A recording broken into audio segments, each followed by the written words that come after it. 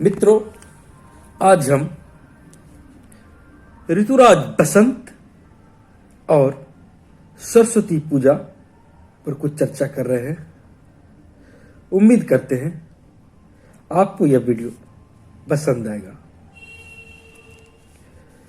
यह मौसम बसंती परंपरा का मौसम है। बसंत ऋतु का मौसम है और यह ऋतु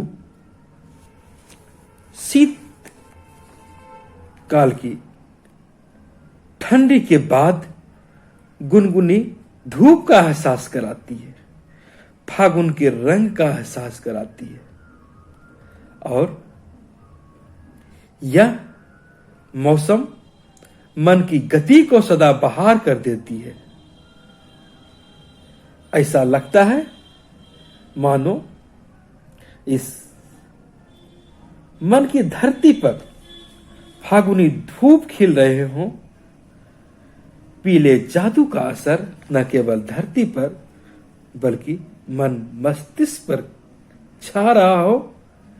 पूरी प्रकृति सृजन का महागीत गा रही हो और जब सृजन की बात आती है तो इसे हम लोग अपनी भारतीय सनातन संस्कृति की दुनिया में देवी सरस्वती से जोड़ देते हैं, इसलिए कि सरस्वती का अर्थ होता है सृजन। इस बसंत को सरस्वती से जोड़ दिया जाता है, जहां जहां शब्द, रस, संगीत, सौंदर्य की देवी सरस्वती से निकलती प्रतीत होती है। अपनी कल्पना के संसार में लोगों का चिंतन, नया इतिहास स्थापित करता है। जीवन में तरंगे उत्पन्न होती है। जीवन को सींचने वाला ज्ञान उत्पन्न होता है जो जीवन को महका देता है। फूलों की तरह प्राणी के अस्तित्व को सींचता है, धीरे धीरे गति देता है। ऐसे परिवेश में, ऐसे माहौल में जब सरसों के खेत में दूर दूर तक बिछे पीत आपको आमंत्रित करे दिखते हैं और आप अगर इस बसंती मौसम में देखेंगे तो एहसास करेंगे सुगंधों का वैभव, मधुकरों का गुणगान और मन मोहने वाली प्राकृतिक मुस्कान, सरस धारा में बहने वाली पवन की धारा जो इस मौसम की प्रथम कड़ी बन जाती है। इस प्रकृति में आम्र मंजरी सरस्वती का पूजन करती प्रतीत होती है। सरस्वती महाभागे विद्ये कमल लोचने विद्यारूपे विशालाक्षी विद्याम देहि नमस्तुते। और बसंत पंचमी को ही श्री पंचमी, ऋषि पंचमी भी कहते हैं। इस मन मोहने वाले मौसम में आप कामदेव का भी बात सुनते होंगे। कामदेव की भी पूजा की जाती है। कामदेव का अर्थ वासना से नहीं लगाया जाता है बल्कि कामना से लगाया जाता है। अनंत कामनाएं जो मन को उद्वेलित करती है, मन की, जीवन की, प्रकृति की असीम कामनाएं। और माघ पंचमी के 10 दिन के बाद से फागुन की शुरुआत हो जाती है, बल्कि फाग का माहौल, फाग का राग इसी दिन से प्रारंभ हो जाता है। फागुन, फागुन का अर्थ होता है मधुमास। मधुमास जहां हर तरफ माधुर्य ही माधुर्य दिखे, सौंदर्य ही सौंदर्य, सौंदर्य की पराकाष्ठा, जिसमें वृक्ष नए नए पत्तों से सज गए दिखते हैं, कलियां चटक रही होती है, कोयल गा रही होती, हवा बह रही होती है। और यह सरस्वती पूजा भी इसी बसंत की सुचिता का प्रतीक बन जाती है। फागुनी बहक के स्वर होरी धमार फाग रसिया में घुली बसंत की मिठास की कल्पना भर की जा सकती है। इस मधुमास में मंत्र मुग्ध होकर मन मंथ हो जाते हैं। हर जगह, चाहे चित्रों में देखें, कविताओं में देखें, राग रागिनियों में देखें, वाद्य यंत्र के तानों बानों में देखें, हर जगह नई रचनाएं आपको आह्लादित करती दिखेगी। इन रचनाओं का और छोर कहां है, इसके सृजन की सीमा कहां है, यह इंसान के अंदर नहीं है। इंसान इसे नहीं आंक सकता। यह मौसम सृजन के संसार का आरंभ है। सृजन का संसार खिल उठता पड़ता है। कभी जयशंकर प्रसाद की युक्ति यहां पर आप भी सुने। पतझड़ था, झाड़ खड़े थे, सूखे से फुलवारी में, किस लय दल कुसुम बिछाकर तुम आए इस क्यारी में। पतझड़ का यह मौसम प्रकृति की अनमोल उल्लास का वातावरण होता है। हम लोग बसंत में स्वागत करते हैं और इस दिन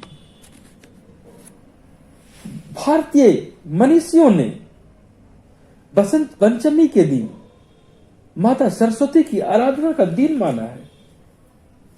उनका प्रकाट इस दिन हुआ था। इसके पहले हम सरस्वती के बारे में कोई जिक्र करें, हम जानते हैं कि सरस्वती आज माघ के शुक्ल पक्ष की पंचमी को मनाया जाता है, सरस्वती पूजन होता है। यहां पर थोड़ा सा हम बसंत की बात और करना चाहेंगे। बसंत का 6 ऋतुओं में से एक महत्वपूर्ण और सबसे बेहतरीन ऋतु भारतीय परंपरा में बसंत को माना गया है। इसे ऋतुओं का राजा कहा गया, ऋतुराज कहा जाता है। और साहित्य और सांस्कृतिक चेतना की दुनिया में तो इसका कोई विकल्प ही नहीं है। और अगर बसंत का इंग्लिश देखें तो इसका इंग्लिश होता है स्प्रिंग। और ऐसी बातें नहीं है कि यह सिर्फ भारतीयों के लिए ही यह दिन श्रेष्ठतम दिन है, बल्कि दुनिया के अन्य देशों में भी इस दिन का महत्व है। आप भी जान लें, बसंत का इंग्लिश होता है स्प्रिंग, और स्प्रिंग जर्मन भाषा का शब्द है। और आज से लगभग 2000 साल पहले यह स्प्रेंग के स्वरूप में था। 2000 साल पहले। और उसके बाद कालांतर में 1000 साल तक यह स्प्रिंग चला और बाद में यह आते आते स्प्रिंग हो गया। कालांतर में भाषा का प्रभाव आप जानते हैं कि समय के साथ बदल जाता है और यह स्प्रिंग बन गया। और मूलतः स्प्रिंग इस शब्द का अर्थ होता है उछलना या भागना। हालांकि अपने संस्कृति के हिसाब से बसंत का अर्थ भागना या उछलना नहीं होता है, बल्कि भारतीय संस्कृति के हिसाब से देखें तो यहां वर्षा ऋतु के बाद शीत ऋतु और शीत ऋतु के बाद शनैः शनैः बसंत ऋतु प्रवेश करती है। और यह समय पतझड़ का समय होता है, पत्तों के गिरने का समय होता है, स्प्रिंग ऑफ द लीफ होता है। और मौसम का बदलता रूप रंग नए रूप रंग के साथ स्थापित होता है। प्रकृति अपने आप को नए स्वरूप में भी व्यक्त करती है और भाषा के बहाव के साथ इस मौसम को इंग्लिश में भी हम लोगों ने स्प्रिंग के रूप में अपना लिया। जिसे कि अगर कभी शैली के शब्दों में कहें तो if winter has come can spring be far behind. पतझड़ आया है तो क्या प्रतीक्षा करो, बसंत भी आता ही होगा। अपने देश से बाहर अगर हम इतिहास में भी देखें तो वहां भी बसंत का मौसम उल्लास का मौसम होता है। उल्लास की परंपराएं वहां भी आपको दिखती है। मेसोपोटामिया की सभ्यता का नाम सुना होगा। मेसोपोटामिया की पौराणिक सभ्यता में देखें तो वहां भी बसंत का जिक्र होता है और बसंत से जुड़े पर्व अकीतू का उल्लेख वहां मिलता है। ऑस्ट्रेलिया में बसंत के अवसर पर होता है घुड़दौड़, स्प्रिंग रेसिंग कार्निवाल। वहीं ईरान में बसंत का प्रथम दिन नौरूज के रूप में मनाया जाता है और नौरूज का अर्थ होता है नया दिन। बसंत के साथ इंग्लैंड की बात करें तो वहां भी बिखरता है मे डे, ईस्टर और गुड फ्राइडे का आनंद। और अगर चीन की बात करें तो वहां भी होता है अपना नया वर्ष। और अपने देश के संदर्भ में देखें, भारतीय संस्कृति के संदर्भ में देखें तो बसंत श्रृंगार की रांगनिया का तो कोई विकल्प ही नहीं है। कुसुमित घाटी ऐसी पंख लगाती है मानो वह अतुलनीय आनंद देता हो। सारी धरती पर बिखरती बासंती हवा है। हजारों हाथों के साथ गूंजती तालियां थिरकती हुई प्रतीत होती है और कोपलों की हंसी गुलाबी हंसी के रूप में दिखती है। सरसों का पीलापन, उस फूल के पीलेपन को देखकर कभी विद्रोही कभी निराला के शब्दों में देखें तो वहां पर उन्होंने भी बसंत के बारे में जो उल्लेख किया है वह भी अकल्पनीय है। कभी सर्वेश्वर दयाल के शब्दों में कहें तो आए महंत बसंत, मखमल के झूले परे हाथी पाग पीला, चंवर सदृश डोल रहे सरसों केसर अनंत। बसंत के संदर्भ में गीत गोविंदकार जयदेव ने भी लिखा है, तुम सहज तरुण हो गए हो। और फक्कर बाबा त्रिलोचन के रूप में देखें तो सुनता हूं आ गया बसंत, इस ऋतुराज बसंत। मलियज के झोंके ने क्या पुकारा, रोम रोम कांप गया। और ऐसी भी बातें कही गई है, जागो सखी जागो बसंत आ गया है। हे नव आगत, तुम्हारे आगमन में जागरण का गीत है। और इस जागरण के नव आगत में जीवन की निष्क्रियता को समाप्त कर सक्रियता देने का समय आ गया है।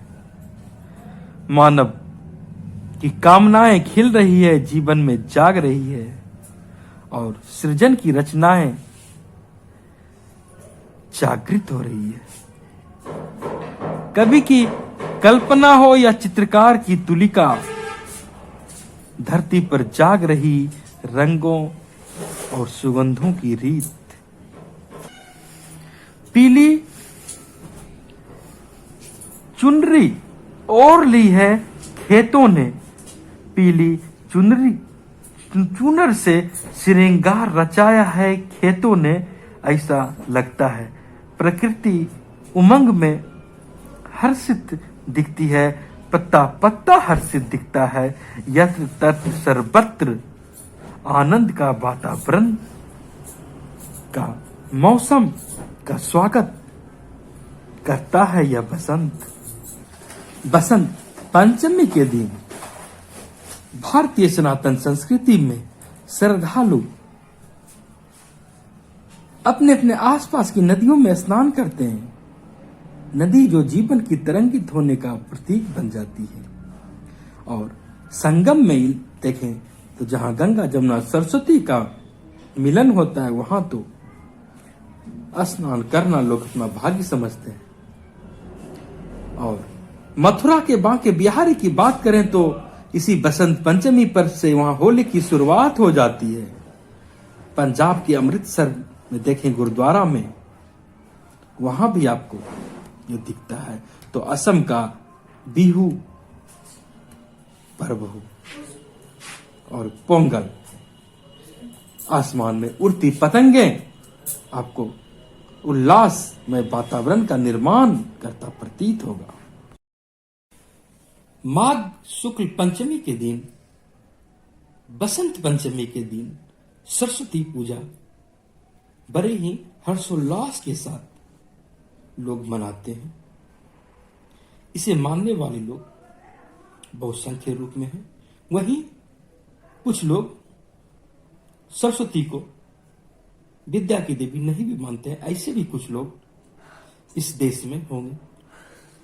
फिर जो मानते हैं बसंत पंचमी को, उनकी मान्यता है कि सरस्वती ज्ञान की देवी है और ये बसंत पंचमी के ही दिन सरस्वती का प्रकाट्य हुआ था, उत्पत्ति हुई थी। दुर्गा के 9 अवतारों में से एक सरस्वती को माना गया है और इसे कई नामों से पुकारा जाता है। सरस्वती के साथ साथ वागीश्वरी, भगवती, शारदा, वीणा वादिनी, वाग्देवी, वागेश्वरी आदि के नाम से भी उन्हें जाना जाता है, उन्हें पुकारा जाता है। यह भी समझ लें, इन्हें मानने वालों का कहना है, मानना है कि ब्रह्मा जी के तेज से सरस्वती की उत्पत्ति हुई थी और ऐसी मान्यता है कि ब्रह्मा जी ने पूरी सृष्टि की जब रचना कर ली, इसके बावजूद हर ओर शांति का वातावरण था, उल्लास उमंग कहीं नहीं थी। तो विष्णु जी के कहने पर दुर्गा आई और कहा जाता है कि ब्रह्मा जी ने कमंडल से जल छिड़का और उनके कहने पर फिर 4 हाथों वाली सुंदर स्त्री प्रकट हुई, जिनके एक हाथ में बीना, दूसरी हाथ में वर मुद्रा और किसी में पुस्तक तो अन्य में माला था। और ब्रह्मा जी के कहने पर बीना का वादन सरस्वती ने किया और उनके मधुर नाद से प्रकृति के समस्त जीव जंतुओं में जान आ गई, वाणी में प्राण बस गए और चहुं ओर कोलाहल का वातावरण बन गया। प्रकृति के कण कण में सजीवता आ गई थी और इसी कारण उनके इस दिन अवतरण के कारण लोग शुभ मानकर आज के दिन, बसंत ऋतु के बसंत पंचमी के दिन, ज्ञान की देवी का आराधना क्या करते हैं। उनका वाहन हंस है और वस्त्र श्वेत है।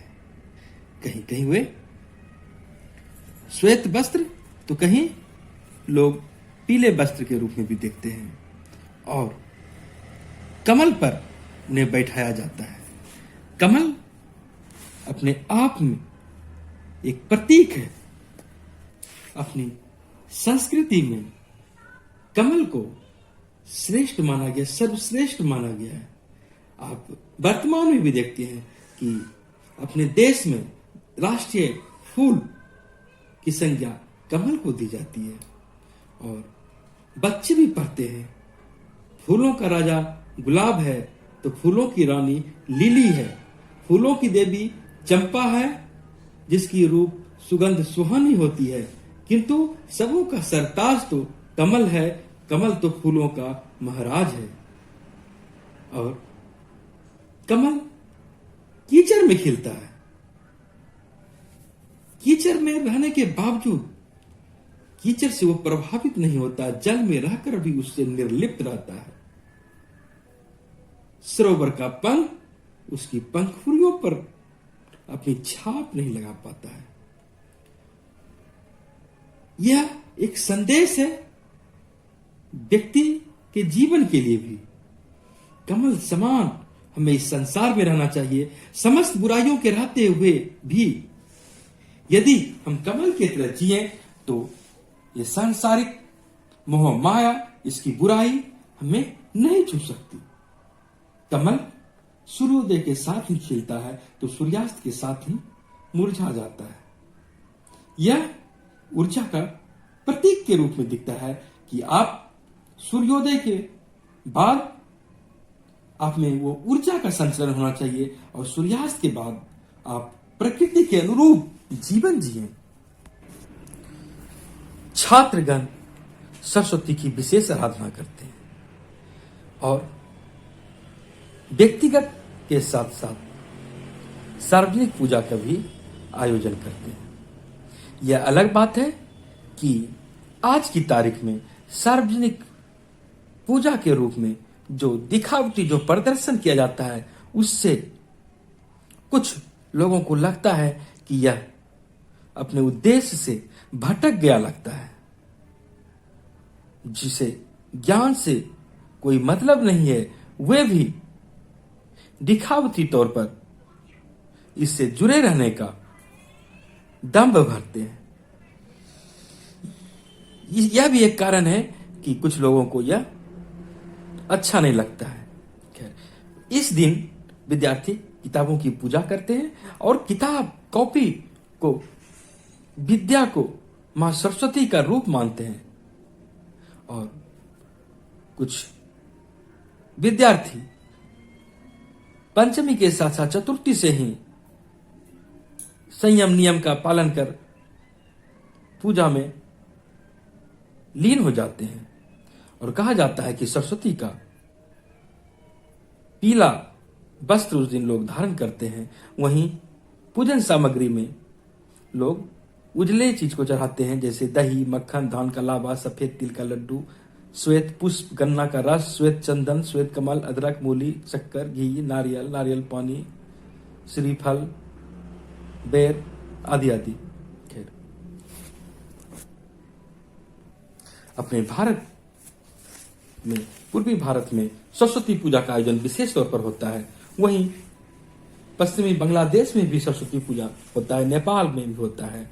इसके साथ साथ बर्मा में इसको थुई थदी के रूप में जाना जाता है, चीन में बियांचाइत्यान के रूप में, तो जापान में बेंजाइटेन के रूप में, वहां भी है, जापान में भी है, ज्ञान संगीत की देवी कहलाती है, थाईलैंड में सूरजवती के रूप में। इन सबों के साथ साथ एक चीज यह भी समझ लें कि सरस्वती को ब्रह्मा जी के तेज से उत्पन्न होने के कारण उसकी पुत्री कहा जाता है। वहीं कहा यह भी जाता है, मान्यता के अनुसार सरस्वती पुराण में कहा गया है कि ब्रह्मा और सरस्वती 100 साल तक साथ रहे पति पत्नी के रूप में। ब्रह्मा जी सरस्वती की सुंदरता से मोहित हो गए और जिस तरह लक्ष्मी नारायण का संबंध है, शिव पार्वती का संबंध है, वही संबंध ब्रह्मा और सरस्वती का हो गया। सरस्वती के ना चाहने के बावजूद ब्रह्मा और सरस्वती में दोनों पति पत्नी के रूप में रहे। पुत्री से विवाह करने के कारण ब्रह्म की पूजा लोग नहीं करते हैं। इस देवताओं के देश में, यहां देवताओं की कमी नहीं है, अनंत देवता है, इन सब के बावजूद ब्रह्मा की पूजा इस देश में नहीं होती है। इसीलिए नहीं होती है कि वे अपनी पुत्री की सुंदरता पर मोहित हो गए थे और उनसे शादी कर लिए थे।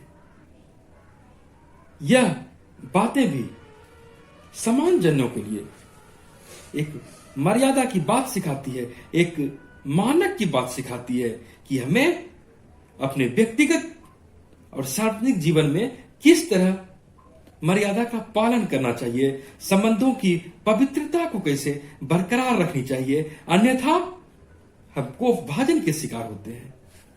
और कहा जाता है कि इस देश में ब्रह्मा जी का मंदिर कहीं नहीं है, सिर्फ एक ही जगह है, पुष्कर में है। यह भी समझने वाली बात है आम जनों के लिए। बसंत पंचमी के दिन को भारत में पवित्र दिन माना जाता है और विद्या के रूप में, बुद्धि के रूप में, अपनी मनोवृत्ति के रूप में सरस्वती को संरक्षिका के रूप में लोग मानते हैं और भगवती सरस्वती की आराधना करते हैं। और कहा जाता है कि देवी भागवत पुराण में कहा गया है कि माघ शुक्ल पक्ष की पंचमी को मां शारदे मानव की जीवा पर बास कर अपना आशीर्वाद प्राणी मात्र को प्रदान करती है। और यही कारण है कि आज के दिन, सरस्वती पूजा के दिन, कुछ विद्यार्थी किताब नहीं पढ़ते हैं, विद्या के रूप में सरस्वती की आराधना करते हैं। विद्या के लिए, बुद्धि के लिए आज का दिन, सरस्वती पूजा का दिन, बसंत पंचमी का दिन विद्यार्थी के लिए, कवि के लिए, नाट्यकार के लिए, वास्तुकार के लिए, गायक के लिए, वादक के लिए, नृत्यकार के लिए उपासना का दिन होता है, पवित्रता का दिन होता है। भारत में कोई भी काम मुहूर्त निकाल के किया जाता है और सरस्वती पूजा का दिन एक ऐसा दिन होता है, बसंत पंचमी का दिन ऐसा दिन होता है जो कि सदा के लिए शुभ ही माना जाता है। कोई भी काम के लिए लोग शादी ब्याह के आयोजन से लेकर कोई नए काम का शुभारंभ बसंत पंचमी के दिन करना श्रेष्ठ मानते हैं, सर्वश्रेष्ठ मानते हैं। यह दिन सम्मान का दिन होता है। और रामायण का एक प्रसंग है, दंडकारण्य में जब सबरी राम का इंतजार कर रही थी, उसी क्रम में सीता को खोजते खोजते राम वहां पहुंचते हैं और उसी दिन बसंत पंचमी के ही दिन सबरी के आश्रम में राम पधारे थे। और आप जानते हैं कि कितने प्रेम भाव से भीलनी सबरी जूठे बेर श्री राम को खिलाती है।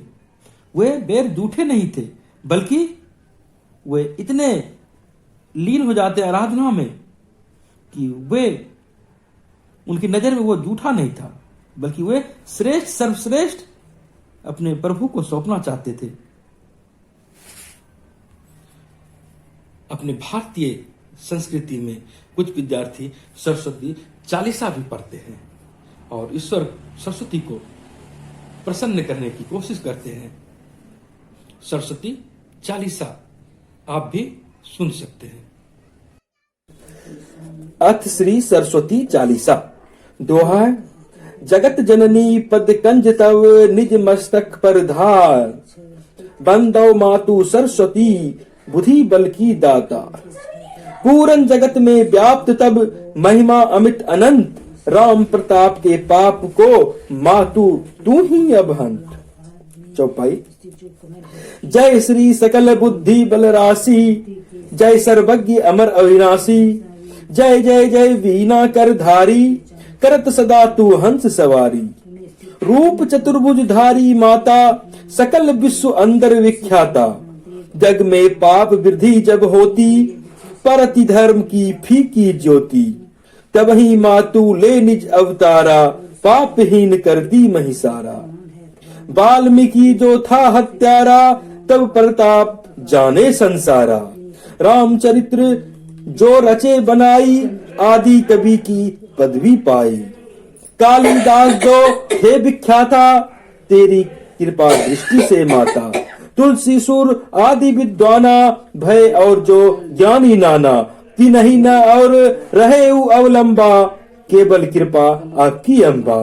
करहूं कृपा सोई मातु भवानी, दुखित दिन निज दास ही जानी।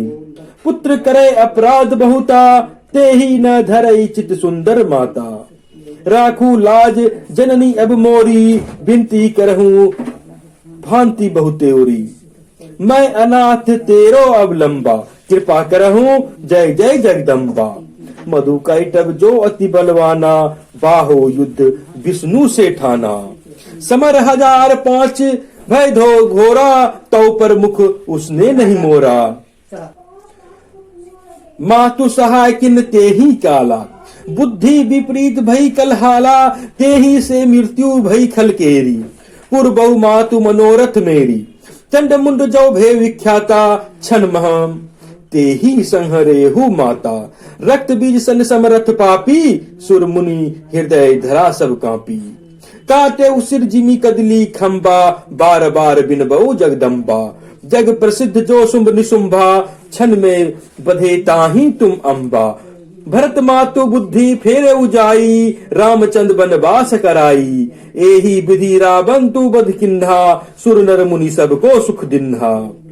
को समरथ तब यश गुण गाना, निगम अनादि अनंत बखाना। विष्णु रुद्र अज सकहि न मारी, तिनकी हो तुम रक्षाकारी। रक्त दंडिका और शताक्षी, नाम अपार है दानव भक्षी। दुर्गम काज धरा पर किन्हा, दुर्गा नाम सकल जग लिन्हा। दुर्गा दुख हरनी तू माता, कृपा करहूं जय जय सुखदाता। नृप कोपित हो मारन चाहे, कानन में घेरे मृग नाहे। सागर मध्य पोत के भंगे, अति तूफान ने ही कोई संगे। भूत प्रेत बाधा या दुख में, हो दरिद्र अथवा संकट में। नाम जपे मंगल तब होई, संशय इसमें करे न कोई। पुत्रहीन जो आतुर भाई, सब देव छोरी पूजे यही माई। करे पाठ नित यह चालीसा, होय पुत्र सुंदर गुण ईसा। संकट ताही न आबे भाई, सरस्वती पूजन करबाई। धूप आदि नैवेद्य चढ़ावे, संकट रहित अवश्य हो जावे। भक्ति मातु की करे हमेशा, निकट न आवे ताही कलेसा। जो यह पाठ करे सतबारा, बंदी फांस दूर हो सारा। राम प्रताप बहु हेतु भवानी, की जय कृपा दास निज जानी। दोहा है। मातु सूर्य सम कांति तब, अंधकार मम रूप। दुबट से रक्षा करहु मोही, परऊ न मैं भवकूप। बल बुद्धि विद्या मोही नाही, सुनहु सरस्वती मातु। राम प्रताप सधम को, आश्रय तू ही ददातु। कुछ लोग चिड़ियों की चहक और डालियों की लचक के साथ इस वातावरण, इस बसंती वातावरण के साथ जहां नए सृजन की बात करते हैं और इस नए सृजन में नई ज्ञान की बात खाकर उसे सरस्वती का रूप आकार देते हैं, तमाम परछाइयों की हलचलों को एक ख्वाबों की दुनिया बसाते हैं और वहां एक उस कल्पना में, उस आहट में ज्ञान का वातावरण तैयार करते हैं। वहीं दूसरी ओर यह भी सच है कि हम लोग एक विरोधाभासी संसार में रहते हैं। हर एक बात हर एक इंसान को सही लगे ऐसा हो ही नहीं सकता।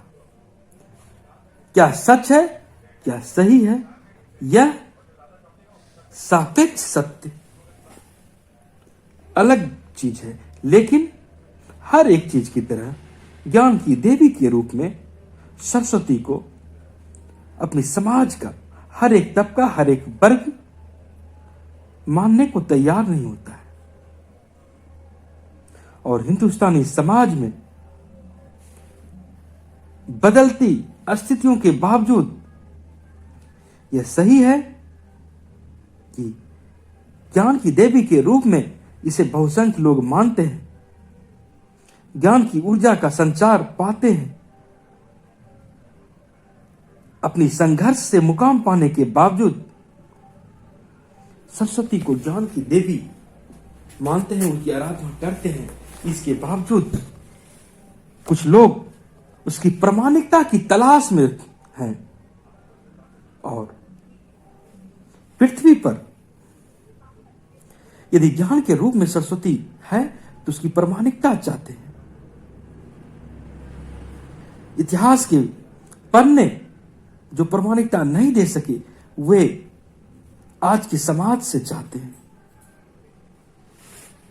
लेकिन दूसरी ओर यह भी सच है कि यह देश, यह समाज आस्था का देश है। लोग आस्था में जीते हैं। सरस्वती के साथ साथ ईश्वर भी है या नहीं है, या कहां है, या उसका अस्तित्व नहीं भी है तो भी हम कैसे हैं?